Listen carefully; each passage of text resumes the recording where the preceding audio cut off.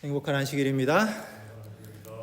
우리 함께 우리가 다 같이 또 모여서 안식일에 하나님을 예배하고 또 함께 하나님을 찬양하고 또 말씀을 나눌 수 있는 우리 아가페 우리 가족들이 있는 것에 감사드립니다. 오늘 먼저 본문의 말씀 함께 읽고 시작하겠습니다. 출애굽기 34장 14절에 있는 말씀입니다. 우리가 다 함께 한 목소리로 한번 읽어보도록 하겠습니다. 출애굽기 34장 14절에 있는 말씀입니다. 시작. 너는 다른 신에게 절하지 말라. 여호와는 질투라 이름하는 질투의 하나님임이니라. 출애굽기 34장 14절 말씀. 네, 이 말씀에 보면은 하나님께서 뭐라고 말씀하시냐면 여호와는 질투라 이름하는 질투의 하나님임이니라 라고 말씀하세요. 하나님께서는 자신이 질투의 하나님이라고 이렇게 그냥 말씀하시는 뿐만이 아니라 자기 이름이 질투라고 한다라고 할 만큼 강조를 하시면서 내가 질투의 하나님이다 이렇게 말씀하십니다. 이렇게 좀 하나님에 대한 좋은 설명인 것 같습니까? 어떻게 생각이 드시나요? 좀 아름다운 모습 같아 보이나요? 질투하는 모습? 속이 좀 좁아 보이나요? 하나님 속도 좁으시지 이렇게 질투를 하시나? 아니면 요즘 또 젊은 세대들은 쿨하지 못하게, 그죠? 우리 또 뭐 연애를 하다가도 뭐 간다 그러면 보내주면 되고 쿨하지 못하게 하나님의 모습이 어쩌면은 위대하신 하나님이고 엄청 통이 크신 하나님인 줄 알았는데 속이 좁아 보이고 질투를 하신다고 하니까 좀 약간은 이게 정말 하나님의 모습인가 이렇게 생각이 듭니다. 하지만 분명히 하나님께서는 이게 하나님께서 하신 말씀이 자신에 대해서 말씀하시면서 여호와는 질투라 이름하는 질투의 하나님이다라고 이렇게 말씀하세요. 이 절뿐만이 아니라 다른 여러 절들 속에서 특별히 구약에서 이 질투의 하나님, 나는 질투하는 하나님이다라는 것에 대해서 여러 번 강조를 하시면서 말씀하세요. 과연 이 모습이 우리가 알고 있는 하나님, 우리가 흔히 알고 있는 하나님의 모습과 어떻게 이것이 같이 조화가 되는지 우리가 한번 살펴보려고 합니다. 우리가 항상 이러한 모습 성경절에서 우리가 왜 이런 말씀을 하셨는지 이해가 되지 않고 그것이 하나님의 모습이 정말 맞나라고 생각이 들 때 우리가 항상 기억해야 될 것은 큰 그림이죠. 큰 그림. 우리가 장님이 코끼리의 다리를 만지면서 코끼리는 이렇게 생겼거니 하는 것이 아니라 전체 코끼리의 모습을 봐야 되는 것처럼 성경 말씀에 나와 있는 이 질투의 하나님이라고 하신 이 말씀을 이해를 하려고 하면 전체 성경에 있는 큰 그림이 뭔지를 우리는 이해를 해야 됩니다. 다행히도 우리 교회 이름은 그 큰 그림을 담고 있죠. 하나님은 무엇이다? 하나님은 사랑이시라. 사랑이신 하나님이 어떻게 그러한 모습을 보이시는지 우리가 함께 오늘 말씀을 통해서 한번 나누려고 합니다. 우리 함께 기도하고 말씀을 나누도록 하겠습니다. 기도하겠습니다. 사랑이신 하나님, 오늘 이 안식일에 주님의 말씀을 다시 펴서 주님의 그 사랑을 다시 한번 생각하고 느끼게 해주시니 감사합니다. 주님, 우리를 질투한다고, 질투의 하나님이라고, 나의 이름은 질투라고 말씀하신 그 말씀이 어떤 의미인지 우리로 하여금 깨닫게 하여 주십시오. 우리가 이 말씀에 나타난 하나님의 사랑을 우리가 다시 한번 생각하고 나누기를 원합니다. 우리의 생각과 우리의 논리는 접어두고 하나님께서 우리를 어떻게 사랑하시는지 다시 한번 느끼고 주님의 성령께서 우리의 마음 가운데 말씀하시는 바를 들을 수 있도록 여기 모인 우리 모든 사람들이 주님의 성령의 말씀에 귀 기울일 수 있도록 도와주시기를 예수님 이름으로 기도드렸습니다. 이 구절 말고도 여러 성경 구절들이 어려운 구절들이 많이 있죠. 우리가 전에 말씀을 나눴던 것처럼 왜 선악과를 주셨는가? 하나님께서 왜 굳이 선악과를 만들어 놓으시고 아름답게 만들어 놓으셨고 그 동상 한가운데다가 아름답게 선악과를 만드셔서 먹으면 죽는다라고 말씀하신 그 이유가 뭔지 우리는 전에 한번 살펴봤습니다. 선악과를 먹으면 너 나한테 죽는다가 아니라 선악과를 먹으면 너희가 죽는 방법이 선악과라는 걸 말씀하시면서 우리에게 하나님과 영원히 사는 것이 너무 힘들고 하나님과 헤어지는 것이 차라리 우리의 행복이기 때문에 우리에게 없던 상태로, 비존재의 상태로 돌아갈 수 있는 자유로 우리에게 주신 그 선악과의 모습을, 우리는 그 사랑의 선악과의 모습을 우리는 본 적이 있습니다. 또 우리는 얼마 전에 꺼지지 않는 불, 우리가 생각할 때는 정말 무섭고 두렵고 또 마지막에 심판의 날에 모든 것을 소멸하는 그러한 불로 나타난 그 불이 사실은 사랑의 불이고 우리를 뜨겁게 사랑하시는 하나님의 사랑의 불인 것에 대해서 또 얼마 전에 우리는 나눴습니다. 마찬가지로 오늘 이 본문의 말씀도 질투의 하나님, 나는 질투라 이름하는 질투의 하나님이다 라고 말씀하시는 이 본문 말씀도 사실은 하나님께서 우리를 어떻게 사랑하시는지에 대한 한 가지 표현인 것을 우리가 마음에 기억한다면 조금은 우리가 이해를 할 수 있는 것을 우리가 오늘 함께 나누려고 합니다. 본문의 배경은 출애굽기 34장에 있는 이 이야기는 언제 한 말씀이냐 하면 이스라엘 백성들이 금송아지를 광야에서 숭배를 하고 나중에 그들이 모세가 내려와서 그 모습을 보면서 십계명을 깨트리고 그 다음에 그들이 다시 하나님과 함께하기를 다시 속죄를 하고 다시 하나님께서 모세를 불러서 십계명을 다시 주시고 백성들에게 하신 말씀이 바로 이 말씀이에요. 그리고 이 말씀은 사실은 34장에 나와 있는 십계명을 두 번째 주신 말씀이긴 하지만 사실은 십계명의 한가운데 박혀있는 말씀입니다. 우리가 흔히 얘기할 때 십계명을 요약하면 하나님을 사랑하고 이웃을 사랑하라 라고 하신 그 사랑이라는 말로 요약되는 이 계명 속에 하나님께서 뭐라고 말씀하시냐면 나는 질투하는 하나님이다 이렇게 말씀하십니다.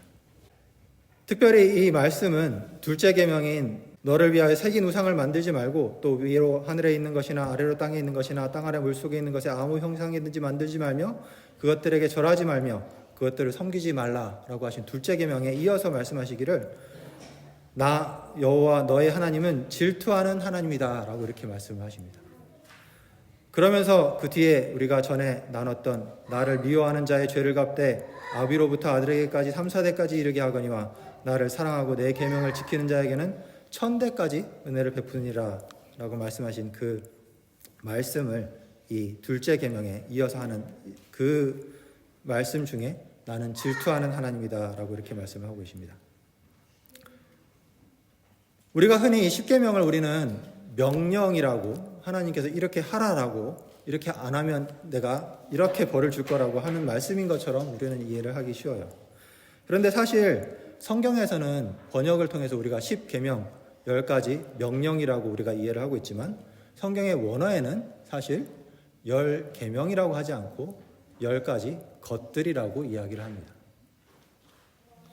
사실은 성경에서 이야기하는 10계명의 정말 원래의 의미는 무엇이냐면 출애굽기 34장에 보면 하나님께서 두 번째 이 10계명을 모세에게 돌판을 가져와서 그에게 기록해 주실 때 말하기를 여호와께서는 언약의 말씀 곧 10계명을 그 판들에 기록하셨다라고 이렇게 말을 하고 있어요.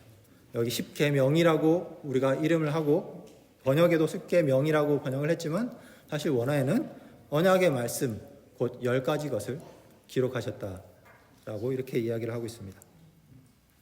계명이 아니라 언약이다 라고 이야기를 하고 있어요. 우리가 언약 하면은 그림에도 나와 있듯이 흔히 생각이 나는 게 뭐죠? 결혼식이죠. 결혼식. 그죠? 언약식. 두 사람이 만나서 앞으로 우리가 함께 평생을 우리가 함께 사랑하면서 살 것이다 라고 하는 것을 약속하는 그러한 언약식을 우리는 생각을 할 수가 있습니다. 그런 것처럼 이 십계명의 말씀은 사실은 하나님께서 그의 백성들과 내가 너희와 영원히 사랑하면서 살기를 원한다라고 약속하신 그 약속을 기록해 놓은 거예요. 그렇기 때문에 십계명이 들어있던 그 상자를 우리는 법궤라고도 이야기를 하지만 사실은 더 많은 경우에 뭐라고 얘기하냐면 언약궤라고 이야기를 합니다. 왜냐하면 그 안에 언약이 들어있기 때문에 그 안에 우리의 약속이 들어있기 때문에 하나님과 우리가 한 약속이 들어있기 때문에 그렇습니다. 우리 결혼하신 분들은 아마 결혼식 할 때 어떤 언약을 하셨습니까? 기억이 나시나요? 검은 머리가 팥불이 될 때까지 아주 티피컬한 그런 언약이죠, 그죠? 이제부터 우리는 부부와 남편과 아내로서 함께 검은 머리가 파뿌리 될 때까지 슬플 때나 기쁠 때나 또 어려운 일이 있을 때나 부유할 때나 가난할 때나 다 상관없이 우리는 남편만을 아내만을 사랑하기를 약속하는 그런 언약식을 하셨습니다. 또 앞으로 결혼할 우리 청년들 그리고 우리 학생들 그리고 우리 어린이들도 나중에 커서 이런 언약을 하게 될 거예요. 이 언약에는 한 방향만 있는 게 아니라 두 사람이 함께하는 약속입니다. 한 사람만 아내만 내가 어려울 때나 슬플 때나 검은 머리 파뿌리 될 때까지 남편을 사랑하겠습니다 라고 해놓고 남편은 그렇게 아무 말도 안 하고 있으면 그거는 언약이라고 할 수 없죠. 그죠? 한 속에서 일방적으로 이야기하는 겁니다. 그것처럼 십계명에는 사실 하나님께서 우리에게 이렇게 하라라고 하신 것도 있지만 사실 나머지 부분에는 하나님께서 내가 이렇게 하겠다라고 하신 부분들을 우리는 많은 경우에 잊고 살아갑니다. 많은 경우에 우리는 내가 요거 해야 된다는 것만 집중을 하지만 하나님께서 이렇게 하시겠다라고 하신 것, 또 이렇게 내가 했다라고 하신 것은 십계명에 기록되어 있는데도 불구하고 우리는 그것을 많은 경우에 잊고 삽니다. 십계명에 보면 하나님께서 뭐라고 말씀하시냐면 5째 계명에 내 부모를 공경하라. 그래야면 내 하나님 여호와가 내게 준 땅에서 내 생명이 길리라. 내가 너의 생명을 길게, 그냥 길게 100살, 200살이 아니라 영원한 생명을 주시겠다라고 이렇게 말씀하십니다. 또 아까 우리가 읽었던 십계명 2째 계명의 뒤쪽에 보면 나를 사랑하고 내 계명을 지키는 자에게 1000대까지 은혜를 베푸시겠다라고 이렇게 약속을 하십니다. 나를 미워하고 나의 말씀을 지키지 않는 자에게 3, 4대까지 보복을 하시겠다라고 우리는 읽지만 우리가 전에 말씀을 나눌 때 읽었던 것처럼 이 말씀은 3, 4대까지 내가 그 죄악을 끝까지 지켜보고 그것을 멈추고 그들을 멸하는 것이 아니라 3, 4대까지 내가 은혜를 베푸고 긍휼을 베풀고 3, 4대까지 내가 그들의 죄악을 지켜보겠다라고 하신 그 유예와 긍휼의 말씀인 것을 우리는 전해 봤습니다. 그리고 안식일 계명에 나타난 것처럼 우리를 창조하신 분이시고 또 신명기 5장에 같은 안식일 계명을 이야기하는 것처럼 또 출애굽기 20장의 첫 글귀에 나오는 것처럼 하나님께서는 우리를 구원하시는 그러한 일을 하셨고 또 하실 것이다 라고 이렇게 얘기를 하십니다. 더 나아가서 세 번째 계명인 내 하나님 여호와의 이름을 망령되이 일컫지 말라라고 하시면서 너희가 망령되이 일컫는 것을 죄 없다 하지 않으리라 라고 하신 하나님은 나는 이렇게 하겠다라고 하신 그 말씀이 있어요. 그 말씀은 사실 우리를 정죄하고 우리를 힘들게 하고 죄를 들춰내시는 분으로 우리는 이해를 하지만 우리가 전에 봤던 가늠한 현장의 여인을 대하시는 예수님의 모습을 통해서 볼 때 그것이 결코 우리를 정죄하려고 하시는 것이 아니라 우리가 가지고 있는 죄의 모습을 그대로 드러내시고 그것을 치유하시기 위해서 죄가 있다라고 말씀하시는 그런 모습인 것을 볼 수가 있습니다. 그러한 맥락에서 볼 때 하나님께서 질투하시겠다라고 하시는 이 말씀도 사실은 하나님께서 우리를 어떻게 사랑하시는지를 나타내는 그러한 모습 중에 하나입니다. 여러분들 질투 해보셨습니까? 혹시 질투를 나는 한 번도 한 적이 없다. 아무도 안 계시죠? 저도 해봤고요. 그죠? 우리 어린이들은 주로 어떨 때 이런 일이 있냐면 동생이 태어나면 샘을 많이 냅니다. 그죠? 동생이 태어나서 이제 그동안 나에게 관심이 온갖 쏠렸던 부모님의 사랑이 동생에게 옮겨가고 동생을 챙기고 하는 모습들을 보면서 섭섭해하고 아쉬워하고 또 샘나는 그런 마음을 품을 때가 있어요. 또 우리 부부 사이에도 우리 아내들은 남편이 다른 사람과 또 즐겁게 이야기를 하고 있거나 그러면 샘이 납니다. 그죠? 우리 보통은 여자분들이 샘이 많다고 생각을 하지만 남자분들도 샘이 많습니다. 그죠? 남자분들도 제 모습을 찍은 것 같은 그런 모습인데요. 요즘 저는 우리 엄마가 이렇게 하고 있으면 샘이 납니다. 왜 샘이 나냐면 핸드폰을 보면서 아니면은 뭐 보면서 열심히 이렇게 미소를 짓고 있으면은 샘이 납니다. 우리 엄마가 우리 손흥민 선수의 팬이에요. 우리 전에도 말을 했지만 손흥민 선수가 나온다 그러면 밤잠도 안 자고 이 손흥민 선수를 보기 위해서 열심히 하루 종일 열심히 보고 있는 유튜브에 열심히 보고 있는 것은 저의 얼굴이 나오고 있지 않고 손흥민 선수의 얼굴이 열심히 나오고 있습니다. 네? 그렇죠? 온통 마음이 다 손흥민 선수에게 뺏긴 것 같아요. 그렇죠? 네. 그런 모습을 볼 때 내심 부러운 마음도 들고 또 셈이 나기도 하고 질투가 나기도 합니다. 나에게 쏠렸던 관심과 마음과 사랑이 빼앗기기를 싫어하는 그러한 느낌, 질투죠, 그죠? 내가 사랑하는 사람의 마음을 얻기를 원하는 그런 마음. 만약에 질투가 나지 않는다 그러면 우리 남편들이 이렇게 어떤 다른 여성하고 이렇게 열심히 이렇게 재미있게 이렇게 막 이렇게 하고 있는데 부인이 전혀 질투가 나지 않고 뭐 그러던 말든 또 심지어는 남편이 밤늦게 나와가지고 뭐 외간 여자하고 같이 뭐 즐겁게 시간을 보내고 들어왔는데도 질투가 나지 않는다면 둘 중에 하나죠. 마음이 정말 넓으신 분이거나 아니면 포기를 했거나, 그죠? 더 이상 이 사람은 내가 마음을 줄 사람이 아니다라고 포기를 했거나, 그죠? 그것처럼 질투라고 하는 감정은 부정적인 측면도 있지만 사실 질투라는 감정은 이 사람이 내 사람이다. 이 사람이 내 사람인데 지금 나를 떠나가려고 하고 있다는 것에 대한 아픔, 그것에 대한 안타까움, 그리고 그 사랑이 뜨거우면 뜨거울수록 더 크게 느껴지는 그러한 감정입니다. 그렇기 때문에 하나님께서는 질투라는 단어로 자신의 모습을 말씀하실 때 항상 이 이야기를 하시면서 자신의 질투에 대해서 이야기를 하십니다. 우리가 십계명에서 봤던 것처럼 내가 질투의 하나님이다라고 말씀하시기 전에는 항상 뭘 말씀하시냐면 너희는 나 외에 다른 신을 내게 있게 말지니라. 우상을 섬기지 말라. 너희가 우상을 섬기고 다른 신을 섬기면 나는 너무 괴롭고 너무 마음이 아파서 참을 수가 없다. 제발 다른 신과 다른 우상들을 섬기지 말라라고 말씀하시면서 자신의 마음을 질투라고 이렇게 표현을 하십니다. 그만큼 하나님은 우리를 열렬히 사랑하시고 정말 뜨겁게 사랑하시기에 그분의 질투도 불처럼 뜨거운 그런 질투로 그렇게 우리는 하나님께서 자신의 모습을 표현하십니다. 그러면 하나님께서도 질투를 하시니까 우리도 마음 놓고 질투를 해도 될까요? 하나님도 하시는 질투인데 뭐 나도 좀 질투를 하는 게 전혀 이상하지 않고 당연한 거라고 우리는 생각하기가 쉽죠, 그죠? 이 원어로 질투라는 이 말씀은 우리 영어로 jealous라고 이렇게 되어 있는데 jealous와 비슷한 그러한 발음을 가지고 있습니다.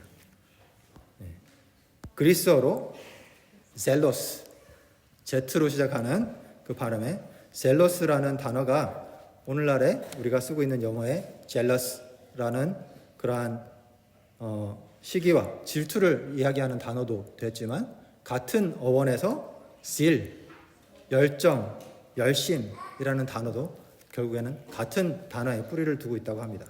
마찬가지로 히브리어에서 하나님께서 말씀하시는 내가 질투의 하나님이다 라고 말씀하시는 그 단어 카나도 사실은 질투라는 뜻만 있는 것이 아니라 열심, 열정, 열성과 같은 그러한 어근을 갖고 있는 그러한 단어에서 파생된 언어라고 합니다.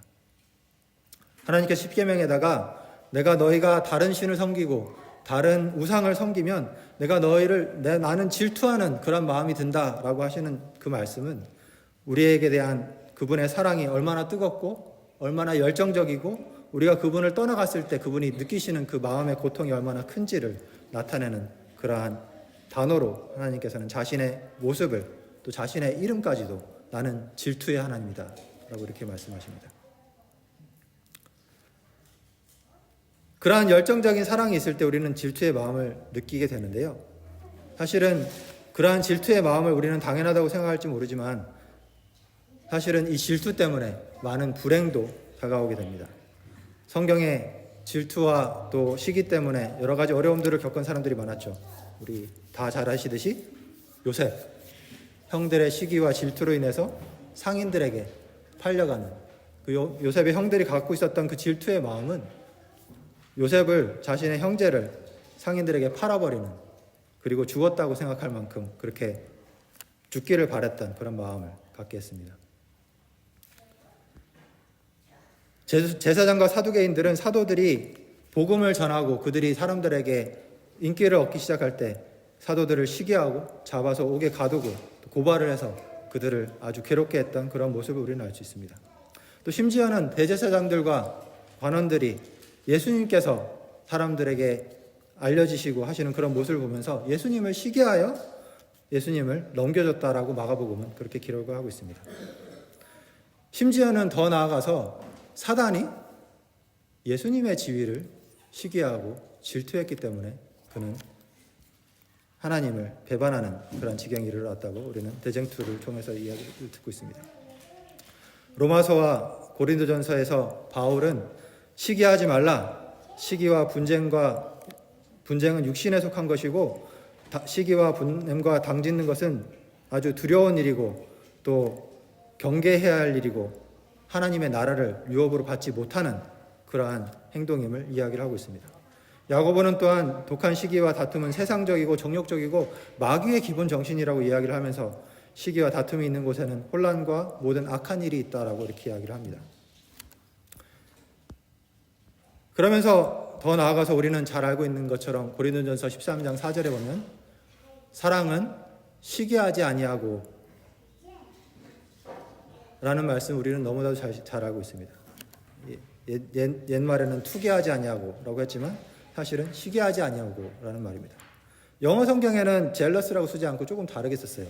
Love does not envy 라고 썼습니다.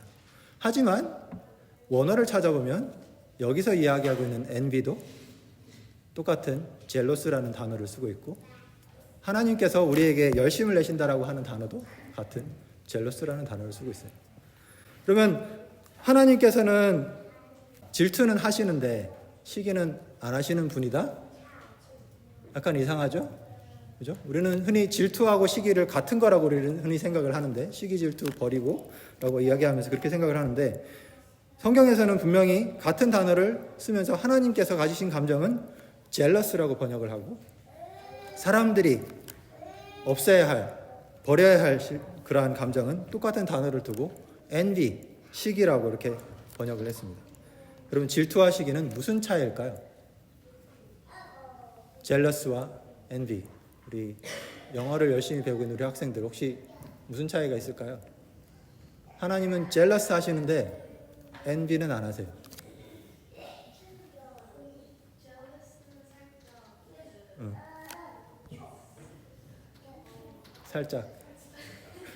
살짝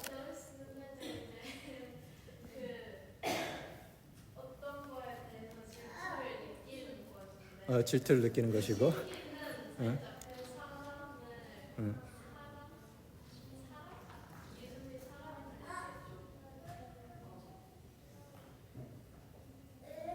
사람을 좀 미워하는 것 같다. 미워하는 것 같다. 시기하는, 그렇죠? 그 설명에 시기와 질투가 또 들어갔어요, 그죠? 그럼 시기는 뭘까, 질투는 뭘까? 참 이렇게 쉽지 않은 구분이에요, 그죠? 우리는 질투와 시기를 항상 이렇게 묶어가지고 우리는 이야기를 하기 때문에 시기와 질투를 우리가 이야기를 하기 때문에 하나님께서는 질투는 하시는 분이시지만 사랑은 시기하지 않는 분이다라고 이야기하는 그 말이 어떻게 보면은 되게 말이 안 맞는 것 같고 그럴 때가 많이 있습니다. 근데 이 사람들이 젤러스와 엔비가 무슨 차이가 있을까 사람들이 고민을 많이 하다가 이러한 설명을 하는 걸 제가 봤습니다. 뭐라고 얘기하냐면 둘 다 어떤 감정이냐면 나한테 없는 게 다른 사람한테 있을 때에 생기는 아픔과 마음의 상처와 그러한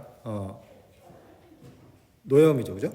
그러한 마음이 드는 게 근데 둘 다 그러한 감정인데 어떠한 차이가 있냐면 젤러스는 원래 나의 것이었던 것을 다른 사람이 빼앗아 갔을 때 느끼는 감정이고 엔비는 원래 내게 아닌데 그것에 대해서 아픔을 느끼는 게 엔비라고 이렇게 설명을 하시는 분들이 있었어요. 이처럼 하나님께서는 우리에 대해서 어떤 감정을 느끼시냐면 엔비가 아니라 시기가 아니라 젤러스, 질투를 느끼시는데 그 이유는 왜 그러냐면 원래 우리가 하나님의 것이었기 때문에 그런 거예요. 하나님과 우리가 전혀 남남이고 서로 다른 사람이었는데 하나님께서 우리의 사랑을 얻기를 위해서 그러한 마음을, 시기의 마음을 갖는 것이 아니라 하나님께서는 우리가 원래 하나님의 사랑이고 하나님의 자녀이고 하나님의 신부인데 우리의 마음이 돌아서고 다른 사람에게, 다른 대상에게 우리의 눈이 돌아갈 때 하나님께서는 아픔을 느끼시고 고통스러워하시고 마음이 찢어지시는 그러한 마음을 느끼시는 그 마음을 질투라고 그렇게 말씀을 하셨습니다. 일전에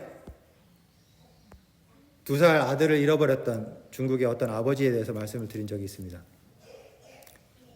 20대 후반에 낳았던 2살 아들이 정말 어느 날 마당에서 놀고 있다고 생각을 했는데 사라졌어요. 유괴를 당하고 그 당한 이후로 자신의 아들을 그냥 뭐 사랑하지 않았으면 뭐 없어졌나 보다, 또 하나 낳으면 되지 뭐 이렇게 생각을 했겠죠. 하지만 그 아들을 찾기 위해서 생업을 버리고 20년이 넘는 세월 동안 전국 방방곡곡을 오토바이 하나를 타고 다니면서 그 뒤에다가 커다란 깃발에 자신의 아들의 사진을 붙여놓고 그 아들을 찾아서 20년 동안 중국 방방곡곡을 헤맸던 그 사람의 이야기를 드린 적이 있습니다. 20년 동안 다니면서 오토바이 10대를 넘게 폐차를 하고 새로운 오토바이를 구해야 했고 지구의 12바퀴에 해당하는 50만 킬로미터를 그가 여행을 하면서 아들을 찾아 헤맸습니다. 교통사고도 당했었고 강도도 당하고 노숙도 하고 구걸도 하면서 그러한 삶을, 망가진 삶을 보냈지만 자신의 잃어버린 아들을 찾기 위해서는 그러한 모든 것들은 눈에 들어오지 않았고 어떻게든 아들을 찾아야만 하는 그러한 마음의 아픔을 겪었던 그 아버지의 마음을 들었습니다. 다행히도 이분은 24년 만에 50이 넘어서 2살 때 잃어버렸던 아들이 20살이 된 청년의 모습으로 찾아서 우리가 함께 봤던 그러한 기억이 있습니다. 그것처럼 하나님께서는 우리가 원래 하나님의 자녀였던 우리들이 다른 세상의 유혹에, 다른 어떤 대상에, 사단이 우리를 자신의 자녀라고 이야기하는 그 속임에 넘어가서 하나님을 떠나갈 때 하나님께서는 마음 가운데 질투를 느끼시고 마음의 아픔을 느끼시고 정말 자신의 모든 것을 내려놓고 우리를 찾기 위해서 오시는 분입니다. 또한 마찬가지로 하나님께서는 우리를, 교회를 그리스도의 신부라고, 예수님의 신부라고 이렇게 이야기를 합니다. 원래 예수님의 신부였던 우리가 예수님을 저버리고 다른 곳에 눈을 돌릴 때, 다른 대상에게 우리의 마음을 줄 때, 우리의 관심을 그들에게 돌릴 때 예수님께서는 마음 아파하시고 괴로워하시고 정말 너무나도 슬퍼하시는 그러한 질투의 마음을 그분의 마음 가운데 가지십니다. 호세아의 이야기를 통해서 우리는 하나님의 그 마음이 어떤 마음인지 조금이나마 우리는 성경의 호세아서를 통해서 조금 이해를 할 수가 있습니다. 호세가 자기의 아내가 정말 다른 남자에게 눈을 돌리고 몇 달을 집에 들어오지 않고 다른 남자와 눈이 맞아가지고 임신해서 아이를 베고 돌아와서 또 아이를 낳고 하는 그런 모든 과정 속에서 호세아가 겪었던 그 고통과 마음의 상처와 그 이로 말할 수 없는 그 너무나도 마음이 찢어졌던 그 고통의 마음을 통해서 하나님께서 우리가 다른 대상에, 다른 신에게, 또 다른 우상에게 우리의 마음을 돌릴 때 하나님께서 어떠한 마음을 느끼시는지를 그분은 질투라는 단어를 통해서 표현을 하고 계십니다. 너는 다른 신에게 절하지 말라. 여호와는 질투라 이름하는 질투의 하나님이니라. 하나님께서도 질투를 하시는데 하나님의 질투와 우리의 질투는 약간의 차이가 있을 수 있습니다. 그렇죠? 우리도 우리의 아내나 우리의 자식이나 우리에게 속했다고 생각하는 그 대상들이 우리를 떠나가고 우리에게서 마음을 돌리고 다른 것에 마음을 할 때 같은 질투의 마음을 느낍니다.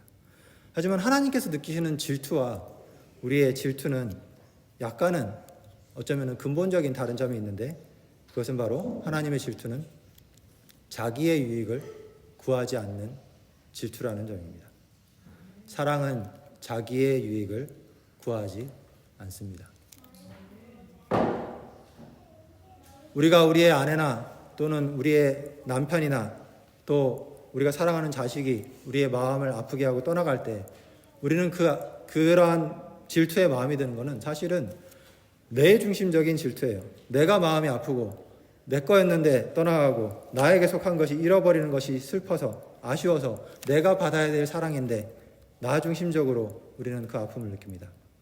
하지만 하나님께서 느끼시는 이 질투의 아픔은 하나님께서 자신이 받으셔야 할 관심과 사랑이 떠나가서 아쉬우신 게 아닙니다. 자신이 받으셔야 할 인기와 경배와 또 자신이 누려야 할 지위를 빼앗겼기 때문에 느끼시는 그러한 아픔이 아니에요. 하나님께서 느끼시는 그 질투와 아픔의 그 느낌은 우리가 그분을 떠나갈 때 결국은 우리가 다치고 우리가 상처 입고 우리가 결국은 목숨을 잃게 될 것이기 때문에 우리를 향해서 우리의 안전을 위해서 우리의 생명을 위해서 그분은 마음 아파하시고 그분은 안타까워하시고 절규하시면서 우리에게 느끼는 그 감정은 자기의 유익을 전혀 굳지 않는 그러한 질투의 감정을 느끼십니다. 예수님께서 성전을 깨끗게 하실 때에 제자들이 그 모습을 보면서 시편에 나왔던 주의 전을 사모하는 열심이 나를 삼켰다라고 그렇게 시편에 있는 기록된 그 말씀을 기억합니다. 여기서 이야기하고 있는 이 열심도 똑같은 단어인 젤로스의 뿌리를 둔 단어입니다. 사실은 주의 전을 사모하는 질투가 나를 삼켰다라고 이야기할 만큼 같은 단어로 이야기를 하고 있습니다. 예수님께서 이 성전을 깨끗하게 하셨던 그 동기는 우리는 많이 생각하기를 예수님께서 성전을 중요하게 생각하시기 때문에 성전을 깨끗하게 했다라고 생각하기가 십상입니다. 하나님께서 받으셔야 할 경배를 빼앗겼기 때문에 하나님께서 하라고 한 대로 하지 않았기 때문에 하나님께서 질투가 나셨고 하나님께서 분을 내셨다라고 우리는 생각합니다. 하지만 시대의 소망에 보면 예수님께서 이때에 열심히 자신을 삼켜서 주의 전을 사모하는 열심히 나를 삼켰다라고 하는 그 시편의 말씀을 이루시면서 성전을 깨끗하게 하신 그 마음의 배경을 이렇게 설명을 하고 있습니다. 예수님의 마음을 시대의 소명에는 어떻게 설명을 하냐면 무서워 도망가는 사람들을 매우 측은하게 바라보셨다. 예수님께서는 그들을 향해서 그들이 하고 있는 잘못된 행동에 대해서 그들을 나무라시고 그렇게 하지 말라라고 하시는 그 이유가 결코 성전의 건물이 중요해서가 아니었어요. 성전을 사모하는 열심이라는 그 말은 사실은 성전은 무엇을 상징하냐면 우리를 상징하죠. 그죠? 예수님의 성령의 전이 된 우리 자신을 상징합니다. 그 자리에 와 있었던 한 사람 한 사람이 성전이었어요. 그 성전이 무너지고 그 성전이 망가지고 그 성전이 죽어갈 때 건물이 중요한 게 아니라 그 자리에 와 있었던 하나님의 백성이 한 사람 한 사람이 성령의 전이었던 그 한 사람 한 사람들이 무너지고 죽어가고 있을 때 예수님께서는 너무도 마음이 아프셨고 그 열심히 그들을 살려야 하는 그 열심히 그들의 잘못된 행동들을 고치기 위해서 채찍을 드셨던 그 모습을 우리는 기억하고 있습니다. 너는 다른 신에게 절하지 말라. 여호와는 질투라 이름하는 질투의 하나님이니라. 우리의 삶 속에서도 어쩌면은 많은 다른 신들을 우리는 섬기면서 살아가고 있습니다. 어쩌면 어떤 분들은 나는 하나님을 열심히 믿고 있는데 무슨 소리냐. 나는 우상에게 절하지도 않고 나는 다른 신을 부르지도 않고 나는 하나님께 기도하고 하나님의 말씀을 보고 하나님을 섬기는 사람이다라고 이야기할지도 모르겠어요. 여러분들의 마음을 가져간 다른 신은 무엇입니까? 이거를 쉽게 볼 수 있는 방법은 여러분들의 핸드폰을 켜는 겁니다. 켜시고 유튜브 랩을 열어서 여러분들의 유튜브에 무엇이 추천이 뜨는지를 보시면 구글은 너무나도 우리가 뭘 원하는지, 우리의 마음이 어디에 가 있는지, 뭐에 관심을 가지고 있는지 너무도 잘 알고 있습니다. 우리의 유튜브 히스토리는, 우리의 인터넷 검색 기록은 우리가 무엇에 관심을 가지고 있는지, 우리의 마음이 어디에 가 있는지, 우리의 사랑이 어디에 가 있는지 너무도 잘 보여주고 있어요. 나의 마음과 나의 관심과 나의 사랑을 차지한 것이 무엇인지, 나의 하루의 삶 속에서 나의 마음이 어디에 가 있는지 우리는 너무 적나라하게 우리의 매일 쓰고 있는 핸드폰에서, 노트북에서 그 모습을 보게 됩니다.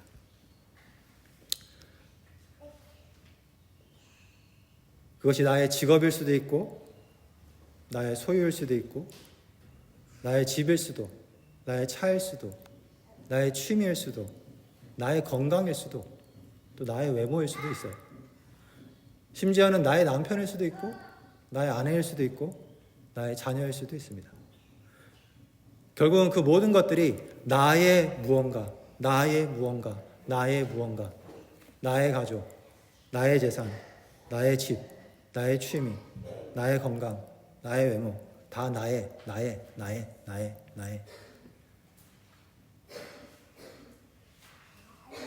그러한 다른 신과 다른 우상을 가지고 있는 우리에게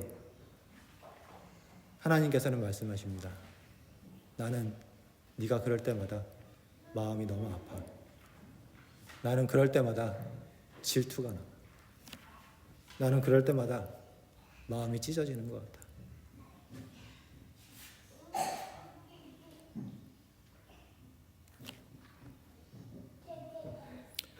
하나님께서 그렇게 말씀하시는 이유는 하나님이 받으셨던 관심과 하나님이 받으셨던 사랑과 하나님이 받으셨던 찬송이 그리워서가 아니고, 다른 것들을 우리가 우리의 마음 가운데 품고 다른 것들을 우리의 신으로, 우리의 우상으로 삼고 살아갈 때 결국에는 우리가 상처받고 호세아를 떠나갔던 그 고멜이 정말 호세아를 떠나서 다른 사람들을 만났을 때 결국에는 만신창이가 돼서 삶이 망가졌던 그 모습을, 호세아가 그러한 모습을 안타까워했던 것처럼 우리가 다른 것에 우리가 마음을 두고 다른 것에 관심을 가지고 다른 것에 우리의 사랑을 줄 때 하나님께서는 우리가 다치기 때문에, 네가 다치기 때문에, 네가 상처받고 네가 결국은 만신창이가 돼서 죽을 거기 때문에 그렇게 하지 말라고, 그것이 너무 안타까워서 우리에게 나는 너를 그렇게 할 때마다 너무 마음이 아프다고 그렇게 말씀하십니다.